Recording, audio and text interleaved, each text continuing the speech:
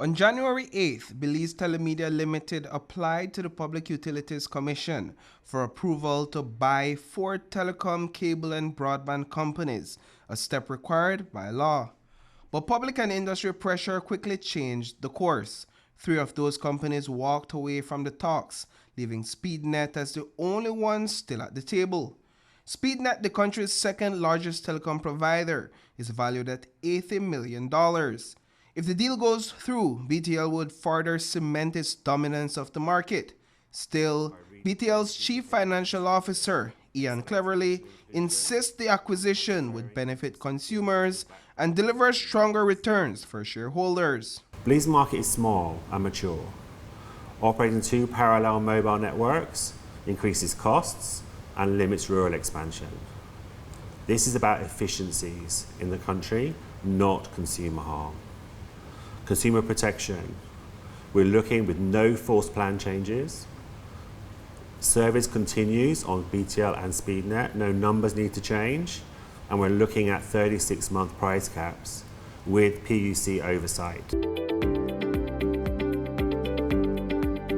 Still, this isn't just a straightforward cost-cutting move. Before anything happens, BTL must first get the green light from its board. The government of Belize is a majority shareholder, and Social Security has the second largest stake in the company. An independent member also sits on the board. So far, repeated attempts have fallen short, with BTL unable to win majority support from its board. Growing public resistance has disrupted the company's efforts to convene a board meeting and move forward with the acquisition. The Belize Chamber of Commerce and Industry says consumer protection concerns are primary. The issue of BTL's past actions raised competition and consumer protection concerns. That was an issue for us years ago, and the potential for that reoccurring within the sphere of consolidation continues to be the forefront of our minds. The National Trade Union Congress of Belize argues that Social Security may be exposing pension funds to undue risks. If we lose in a monopoly at the Social Security Board, it will not allow for certain things to happen whenever you and I retire.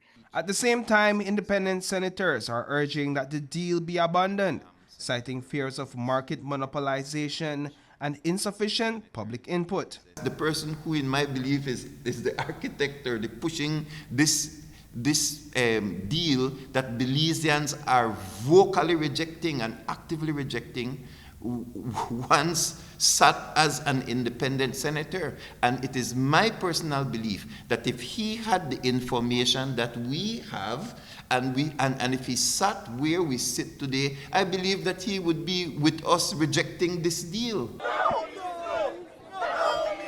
United Democratic Party has held 2 public demonstrations in 1 week, denouncing the proposed acquisition. Retired BTL employees have also voiced their objections as they demand severance payments. Now when it comes to who has the final word, the law is clear. That authority rests solely with the Public Utilities Commission. Under the Belize Telecommunications Act, the PUC regulates the industry and has the power to block the merger if it clashes with any of the Act's 11 objectives. So far though, the Commission hasn't decided, and until it does, this deal goes nowhere. The law sets out the objects of the Act under Section 3. We have to think about the quality of service to consumers. We have to look at the quality and reliability of the service, the whole general provision of the service to the consumers, the price. We have to consider it's a list from about A to K of matters that we have to consider to see whether such an agreement would frustrate those objects. In the end, the real winners or losers could be the thousands of telecom and broadband customers across the country. BTL argues that consumers will realize immediate benefits, while dissenting voices say that consumers will be at a disadvantage. At this stage, the PUC controls the direction of the deal, even as the Prime Minister emphasizes the need to respect the process and protect the public interest. I have said all along let the process proceed. And they came to cabinet, they spoke to us for about 2 hours and a half.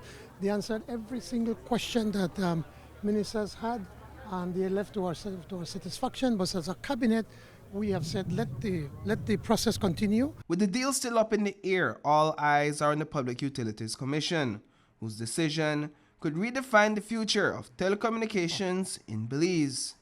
Reporting for News 5, I am Paul Lopez.